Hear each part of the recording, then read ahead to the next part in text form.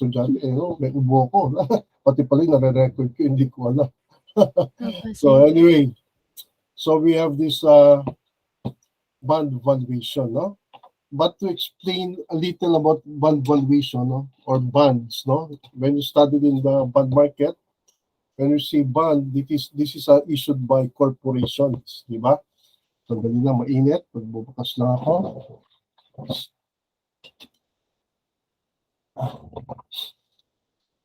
Yun na nga, when you see bonds, they are issued by either by the government or by corporations who would like to raise money, no?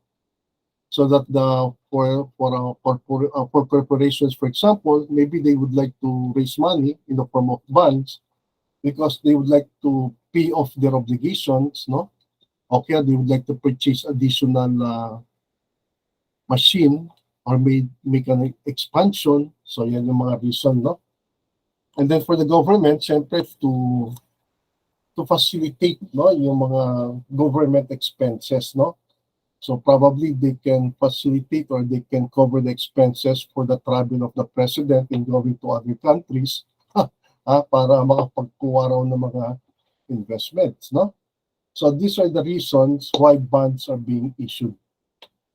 Okay. So these are the objectives, no? So discuss how bonds are valued, so the effects of different required rates of return, calculate the bonds yield to maturity and yield to call, the compute the current and capital gains yield, define and compute a zero coupon bond. Pero dapat ito, na lang sa inyo to, no? Dapat parang review na lang din sa inyo to kasi this should have been taken up in your financial market subject, no? Kasi meron topic doon na bond market yata, di ba? So, anyway, if you bought my book, no, yung Financial Management, there's a topic there for the valuation of stocks and bonds, no? Para magkasama yata siya sa isang chapter lang, no? So, yan yung coverage na. So anyway, for the valuation, no, for the bond, no, the basic equation is that you add all the coupon payments, no? And then get the present value. Okay? And then of course get also the present value plus the last coupon payment and then get its present value again, no? To add, no? So yung VB rito, that stands for the price of the bond at time zero.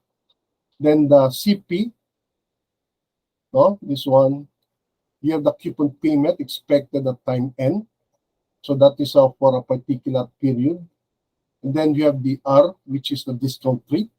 So sometimes they call it effective rate, required rate of return, yield to maturity. And in some case, you may use also the yield to call if the bonds were called before the maturity. And then the N is the number of discounting periods. So it may be annual, semi-annual, or quarterly. So meaning that is the period where the coupon payments are made, no? But if the interest rate or the R here is not actually changing, so we can use simply this formula. Okay? So we have the face value times the 1 plus R, then raised to negative N, then plus the coupon payment times 1 minus 1 plus R raised to negative N over R, no? So in some case, I'm using I, no, dito. Minsan ginagamit ko dito I. Ha? So yan. So this part is the present value of the face value. And then this part naman is the present value of all the coupon payments. So the total, no, the total of these two should be the value of the bond. So if you're purchasing or buying the bonds, it should be equal to, no, this VB, no? So yan yung magiging fair market value natin lumalabas, no? So if you're going to buy or the bond, let's say, is selling to you more than the VB, then meaning that is expensive, no?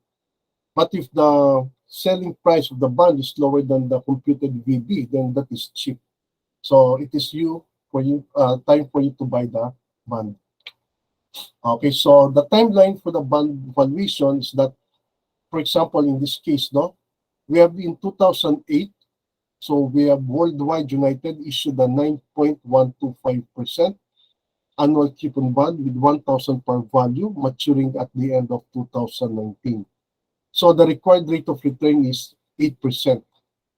So it was issued in 2008. So if it is until 2019, so meaning there's 11 years. No? Tama ba yun? 11 years? Or 11 years, no? So Yes, the sir. so the 9.125% there is actually the coupon payment. No? So that is the coupon interest rate, or sometimes we call it nominal rate. Huh? So 9.125% times 1,000, you get 91.25. Okay, yan. So meaning every period, no, in this case it is annual. So you are paid an annual interest of 91.25, no, for 11 years. So once you compute for the value of the bond, no, so you get the present value for each, no, you get the present value for each of these, and also the present value of the face value of the bond or the par value of the bond. So these are the present value of all the coupon payments, no? So the total is 651.43, and the present value of the 1,000 is 428.88.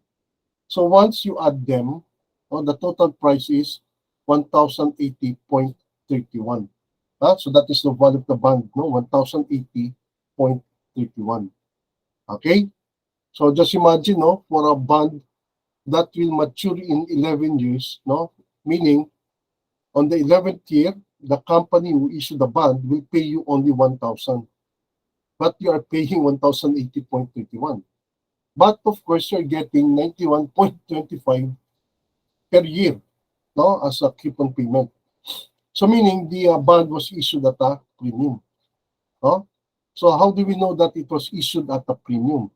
For one, it is because the 1,080 and the 1,080 here is greater than the face value of the bond. And then another one is that the coupon payment is more than the required rate of return of 8%. So in that case, the bond is said to be issued at a premium. No? Pero it does not mean that you lose money on that. Kasi if you will hold the bond from the time you bought it until 2019, no, it simply means that you earn 1.25 interest, no, per year. Okay? Naliwanag ba yung class? Okay, Yes po, next. sir. So if we will use the formula, no, yung formula natin for the VB, this one, so you have 1,000 times 1.08. So this is the required rate of return or the effective rate. Then raised to negative 11, no? Then plus 91.25, which is the coupon payment. Then times 1 minus 1.08 raised to negative 11 all over 0.08. So you get, for this part, 428.88. And then for this part, you have 651.43.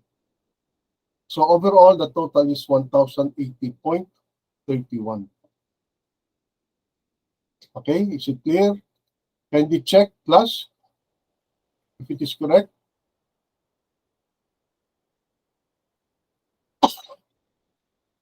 Yes po, sir. Tama po. Okay, so next. Now let us assume for Worldwide United, what will be the price be a year from its issue date? So meaning may nag-lapse na 1 year na. No? So meaning if it was issued in 2008, so now it's 2009. So now what is the value of the bond? So this time, no, if the interest rate did not change, so still you have the 1,000 here times 1.08 and 91.25 here, no? But the end will change now. O 10 na lang siya ngayon. O 10. Because previously, it was 11. In year 2008, when you computed for the value of the bond, the end there is 11, no? 11. But now it's 2009, so meaning the end will change, no? You will deduct 1 because already 1 year already lapsed. So magiging 10 na lang siya. Ha? So you can get now 4.63.19, and then for this part you get 612.29. So once you added, so it is already 1,075.48, no? So what did you notice, by the way, class? No, before it is 1,080.31, but after 1 year it is 1,075.48, no? So meaning the value of the bond will reduce, no, after a period, no, after a certain period, because the amount, no, this amount should be equal to 1,000 after 11 years, no? So after 11 years, that should be equal to 11, after 11 years, that should be equal to 1,000, which is the amount to be paid to you by the company who issued the bonds. Okay? Okay, now let's see, no? A while ago, no, the bonds was issued at 8%, diba? It was issued at 8% effective rate or the required rate of return. But the coupon payment was 9.125%. So what if the effective rate or the discount rate or the yield to maturity is changed to 10% or 9.125%?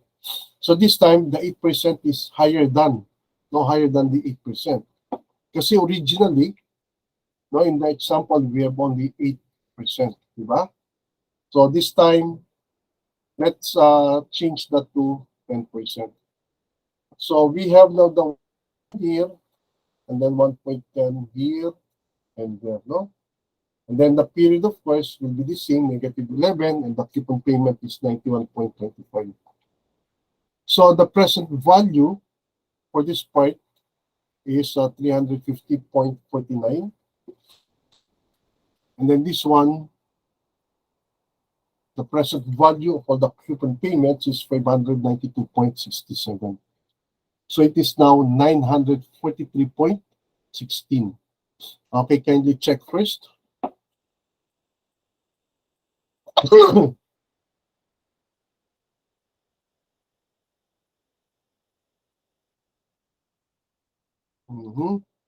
Tama naman, no? Yes po, sir. Tama po. Okay, so what did you notice?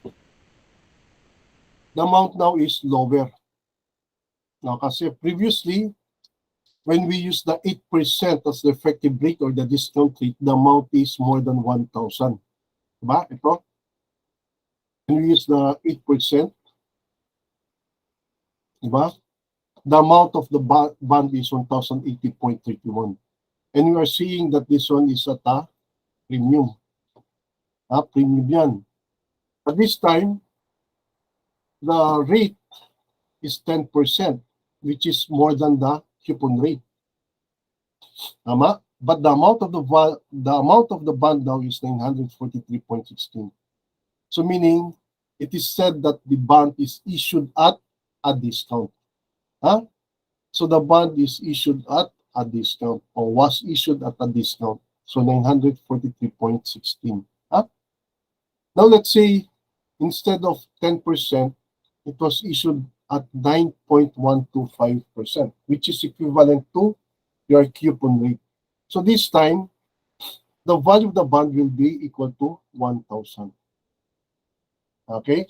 1,000. So what is the conclusion that we conclude from that? So if the if the effective rate or the discount rate is more than the coupon rate, then it is said to be issued at a discount. But if the effective rate or the yield to maturity or the discount rate is less than the coupon rate, then it is said to be issued at a premium.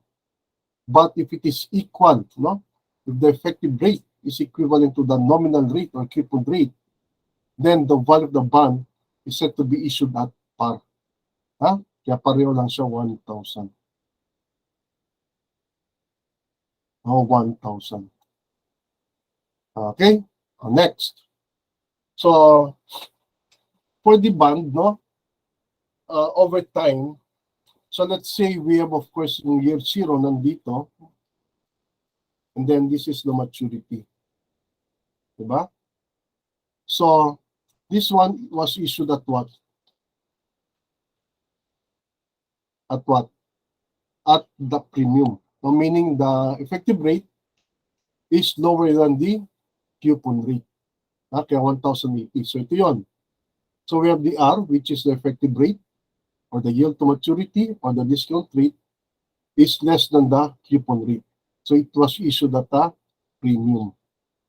But this one, 943.16, so the effective rate, or the yield to maturity, or the discount rate is more than the coupon rate, or the nominal rate. So, it's said to be what? Issued at a discount. However, for this one, whether it is issued at premium or discount, when it matures on the 11th year, this amount should be equal to 1,000 on the 11th year. Why? Kasi kung ito ang inisyu natin on the first year, no, or year 0, pagdating sa 11th year, dapat ito bumababa because of the amortization. The reason why we amortize the bonds, di ba? The same thing with this one, if it was issued at 943.16 at year 0, so over time, after 11 years, this 943.16 should go up. So it will equal to 1,000 by year 11. So the reason why here, no, dun sa previous example natin, diba, ito yung year 0 niya, no, at the time of issuance.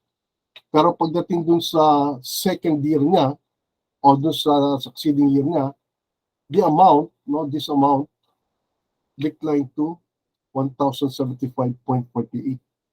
So ito yung pinapakita niya, bababa siya. O kaya ito, pababa siya, pababa. Yan, ganyan. Ito naman, tataas siya. Until it reaches yung maturity date, and upon maturity date, it will be equal to 1,000. Which is the amount that you will receive, no, after 11 years, when you hold the bond up to its maturity. Question, clarification, class? Okay, Francine? Okay? Sir, I wanted to clarify lang po. Kapag kinukuha po natin yung present value amount po nung kinocompute kanina, for uniformity purposes po, are we going to stick po to rounding off to 2 decimal places po? When I computed this actually, Opo. dire-diretso pa rin siya, Francine. Yes po. So, only up to the final answer where we Round off po. of that round off. So, when we use the formula, so when I compute Dire-diretso po. this using this, dire-diretso yan. Yes po. Opo, opo. But here, I cut it to 2 decimal places because that is already the final answer. Okay po, sir. Okay? Thank you po, sir. Okay, maliwanag ba yun? Yes po. Thank you po. Next. Okay, so yan na yung bale, no? So we have the 9.125%. Once greater than the 8%, so that is at a premium. But if the 9.125% is less than the R, 10%, then that is at a discount. Okay? So stop ko muna ang recording.